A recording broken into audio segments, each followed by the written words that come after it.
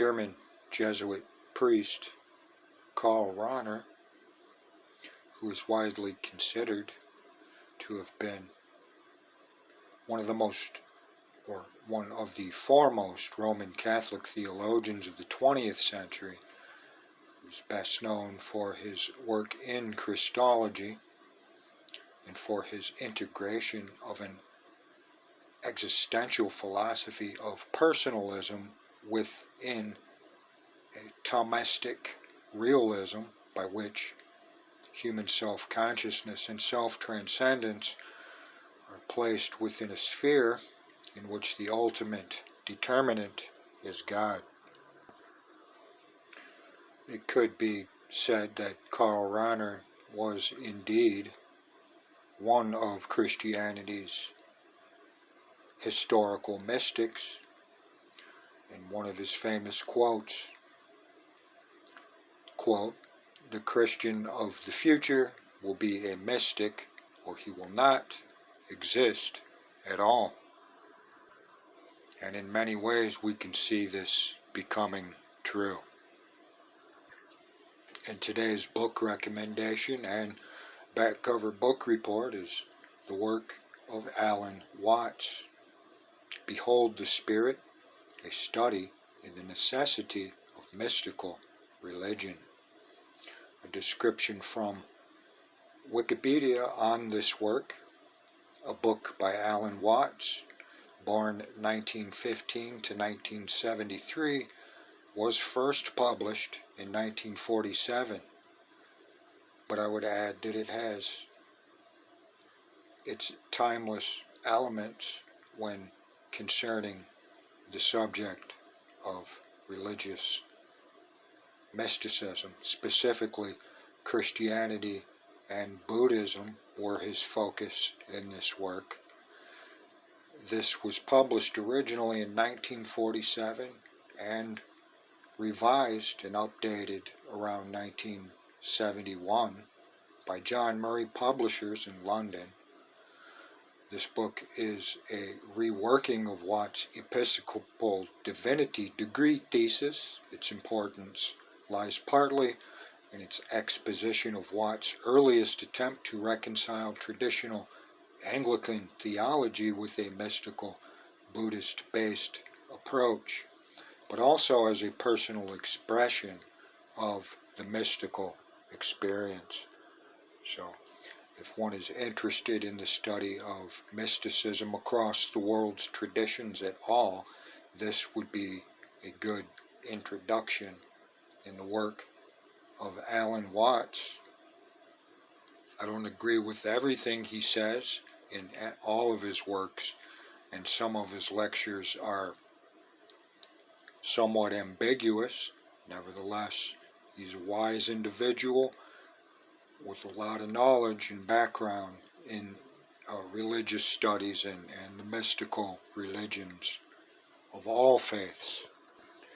Who is Alan Watts? A prolific author and speaker, Alan Watts was one of the first to interpret Eastern wisdom for a Western audience. Born outside of London in 1915, he discovered the nearby Buddhist lodge at a young age. After moving to the U.S.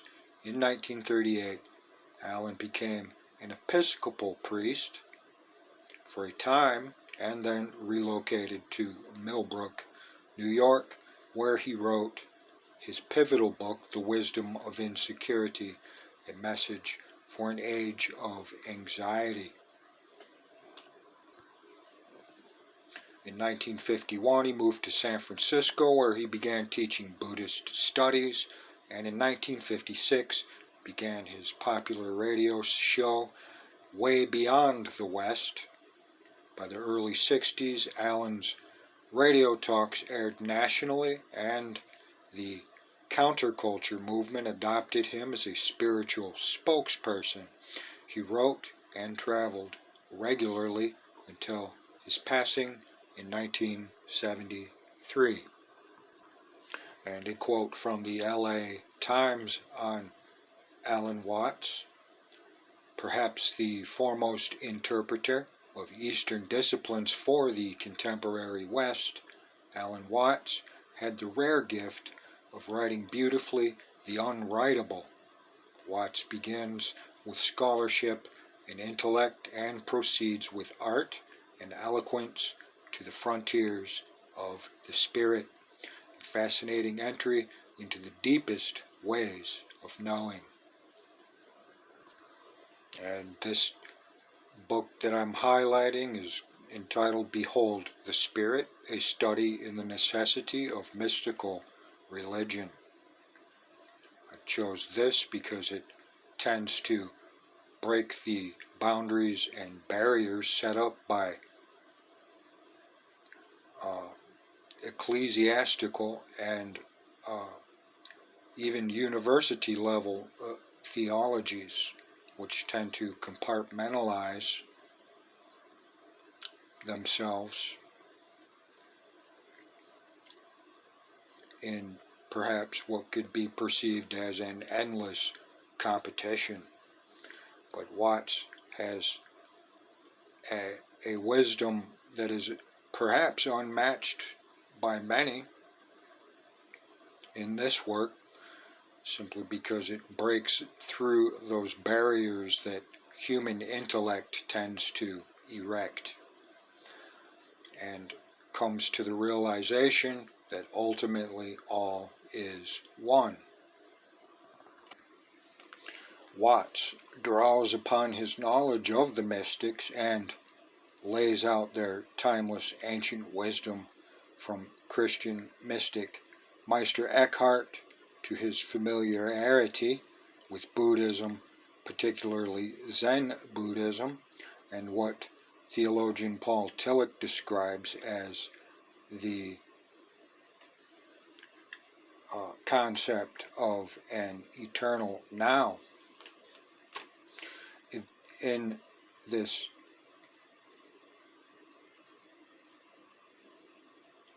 It's this ultimate awakening to the I Am presence of God in all and through all things that have been made in this text.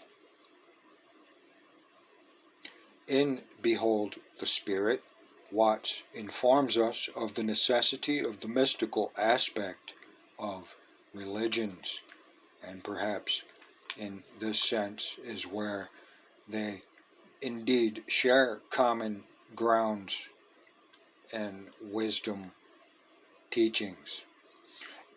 And this is indeed an echo of the perennialism philosophy found or established perhaps by Aldous Huxley among others, and found in esoteric Christianity and Christian mysticism, as well as that of the mystic and philosopher of integral theory, Ken Wilber, with his works on religion and science and their compatibilities rather than oppositions. World Religion and his map concerning a spectrum of consciousness development as it pertains to what individuals may or may not believe concerning spirituality and religions. Their particular and overall importance to humanity, or even at times in the case of atheist and agnostic positions, lack of importance in an individual's life.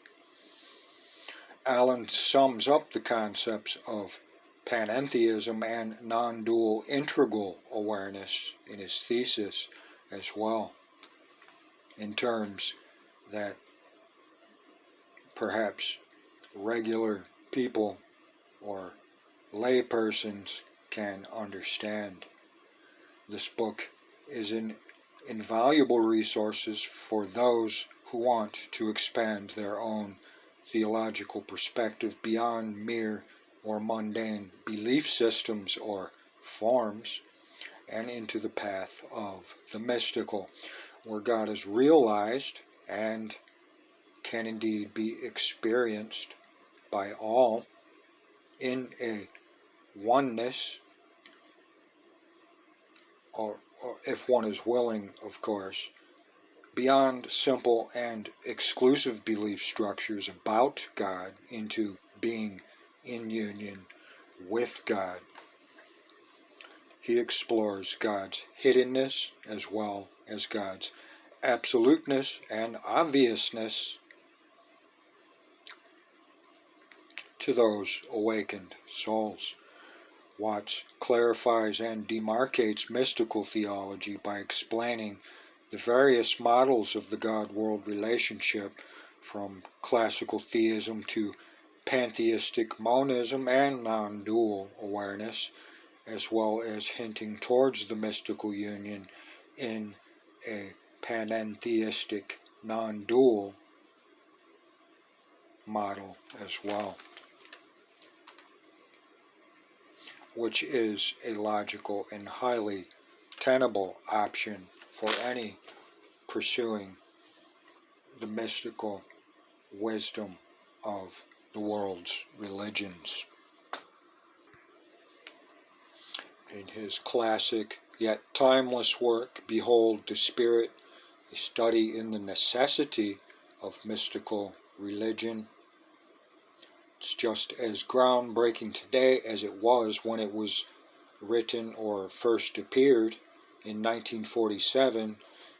In Behold the Spirit, philosopher Alan Watts' timeless argument for the place of mystical religion in today's world, drawing on his personal experiences as a former priest. Watts skillfully explains how the intuition of Eastern religion, Zen Buddhism in particular, can be incorporated into the doctrines of Western Christianity, allowing people of all creeds to enjoy a deeper, more beautiful, or meaningful relationship with the spiritual in our present troubled times.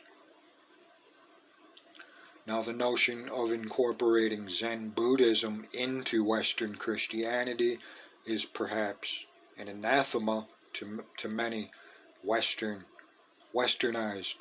Christian folks.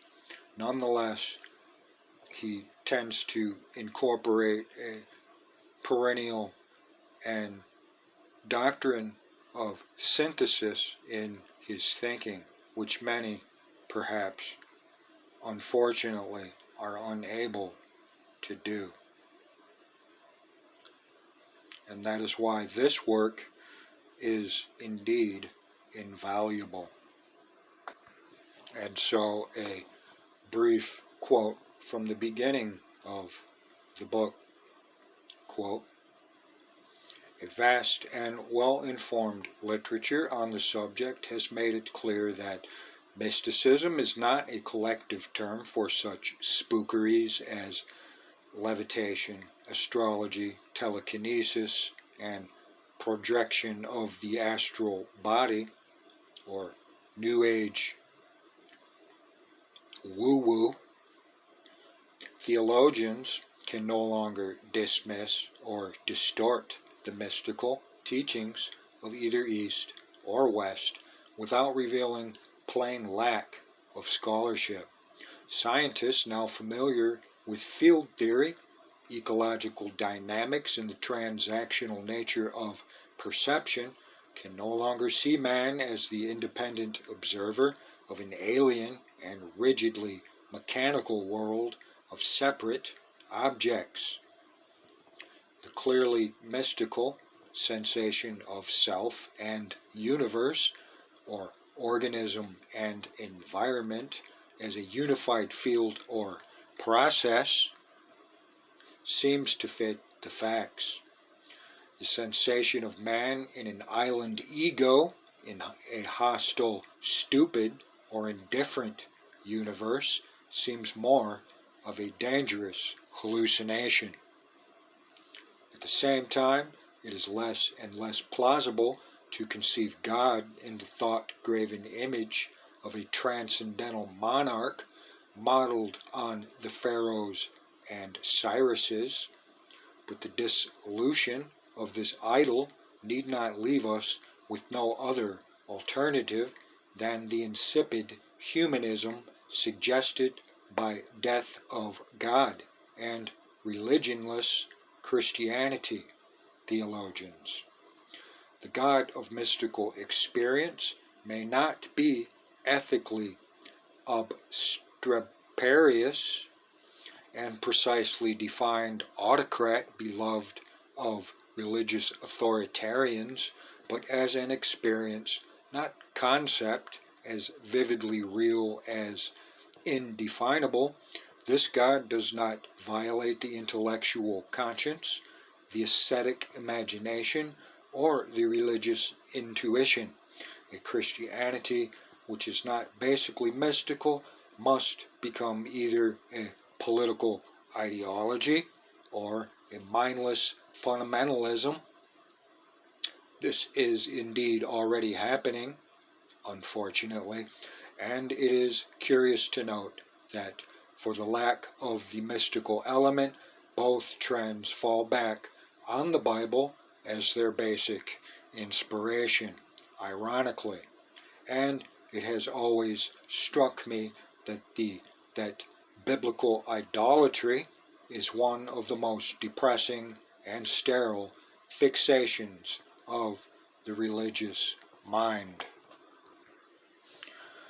We now know beyond doubt that large and widely scattered numbers of otherwise sane and sober people have had experiences of cosmic consciousness, not to mention the Christ himself, in whom he spoke the words, "I and my Father are one," and "If you have seen me, you have seen the Father," in which the sense of life becomes perfectly clear.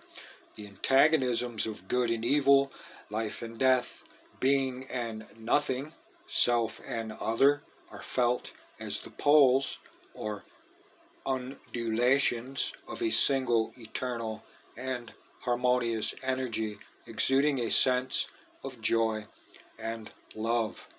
The feeling may be purely subjective and without reference to external reality, as if external could be independent of internal, but it comes upon us with the same startling independence of wishing and willing as a flash of lightning.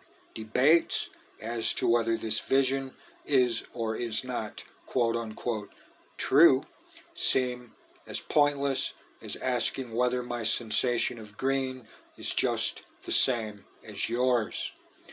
But the vision is not pointless because when seen, it is obviously the whole point of life, and often enough it transforms one's way of living. End quote. So the timeless classic by Alan Watts, Behold the Spirit, a study in the necessity of mystical religion, a highly recommended read. And of course, is important if one is doing comparative theology.